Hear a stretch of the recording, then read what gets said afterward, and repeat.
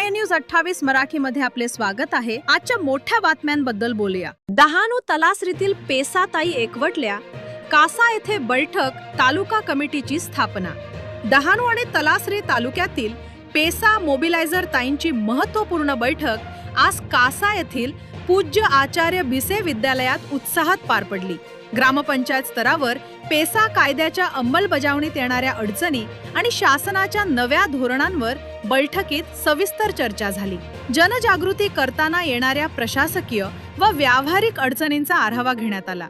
कामाचा व्याप आणि समन्वयाचा अभाव यावर ताईंनी मते मांडली। पेसा मोबिलायझर पतसंख्येबाबत शासनाकडून आलेल्या पत्रातील तरतुदींवर चर्चा झाली। या निर्णयाचा स्थानिक कामावर होणाऱ्या परिणामांबाबत भूमिका मांडण्यात आली। संघटन बळकट करण्यासाठी डहाणू तालुका कमिटीची स्थापना करण्यात आली।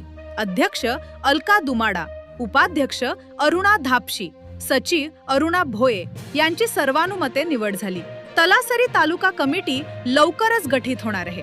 या बैठकीला वयम चळवळीचे कार्यकर्ते भारत पाटारा, खुडेच्या मोबिलायझर सुशीला पाटारा यांच्यासह डहाणू तलासरीतील पेसा मोबिलायझर ताई मोठ्या संख्येने उपस्थित होत्या। चर्चेत उत्स्फूर्त सहभागामुळे बैठकीचा हेतू यशस्वी झाला। नव्या कमिट्यांच्या माध्यमातून आगामी काळात स्थानिक प्रश्न अधिक प्रभावीपणे मांडले जाणार आहेत। वार्ताहर आय न्यूज 28 मराठीसाठी रहीम कुरेशी, डहाणू विधानसभाची रिपोर्ट।